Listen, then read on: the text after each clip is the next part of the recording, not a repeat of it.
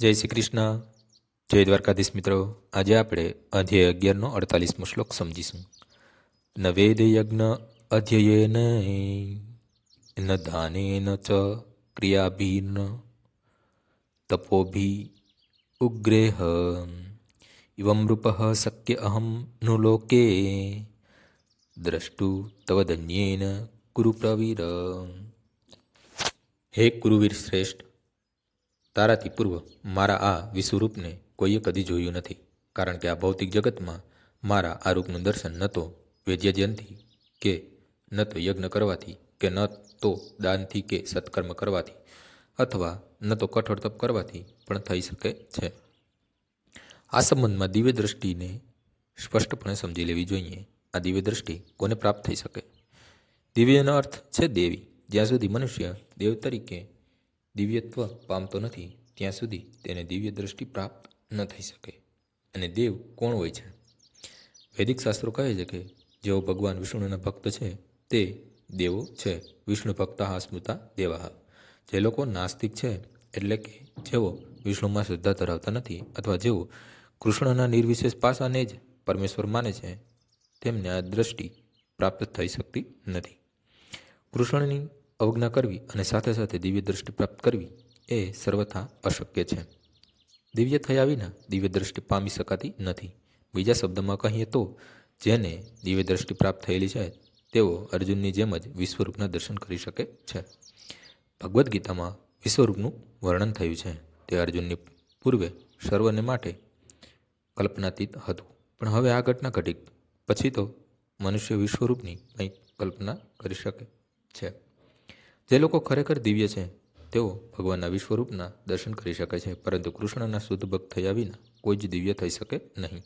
પરંતુ વાસ્તવમાં દિવ્ય પ્રકૃતિવાળા ભક્તો કે જેમને દિવ્ય દ્રષ્ટિ પ્રાપ્ત છે તેઓ ભગવાનના વિશ્વરૂપના દર્શન કરવાની બહુ ઈચ્છા ધરાવતા નથી. પૂર્વના શ્લોકમાં જણાવ્યું છે તેમ અર્જુને કૃષ્ણના ચતુર્ભુજ વિશ્વરૂપને જોવાની ઈચ્છા કરી, કારણ કે વિશ્વરૂપને જોઈને તે ખરેખર ભય પામ્યો હતો.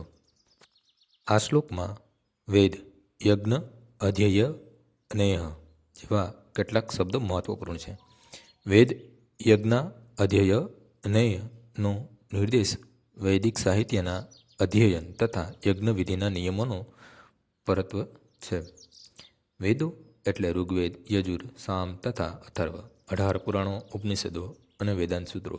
મનુષ્ય આ બધાનો અભ્યાસ ધીરે ધીરે ઘરે રહીને કરે અથવા અન્ય સ્થળે કરે. એ જ રીતે યજ્ઞવિધિના અધ્યયન માટે કલ્પસૂત્ર તથા મીમાંસા સૂત્ર જેવા સૂત્રો છે. દાને સુપાત્રને દાન દેવાનો નિર્દેશ કરે છે, જેમ કે ભગવાનની દિવ્ય પ્રેમમય ભક્તિમાં પરાયણ બ્રાહ્મણો તથા વૈષ્ણવો.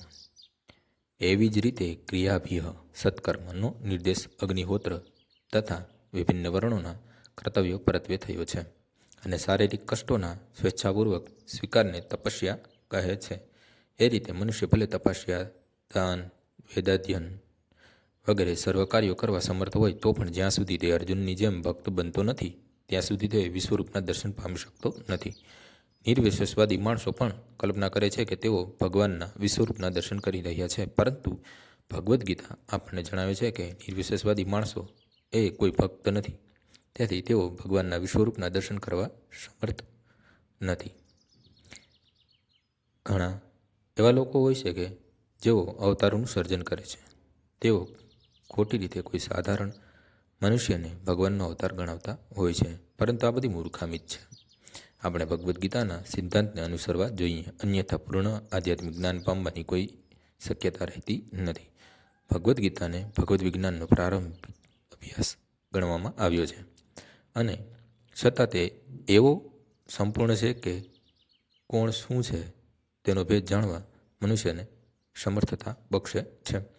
ભગવાનના કહેવાતા અવતારના સમર્થકો ભલે દાવો કરતા હોય કે તેમણે પણ ઈશ્વરના દિવ્ય અવતાર વિશ્વરૂપના દર્શન કર્યા છે, પરંતુ એ સ્વીકાર્ય નથી, કારણ કે અહીં એમ સ્પષ્ટપણે કહ્યું છે કે જ્યાં સુધી મનુષ્ય કૃષ્ણ ભક્ત બનતો નથી ત્યાં સુધી તે પરમેશ્વરના વિશ્વરૂપનું દર્શન પામી શકતો નથી.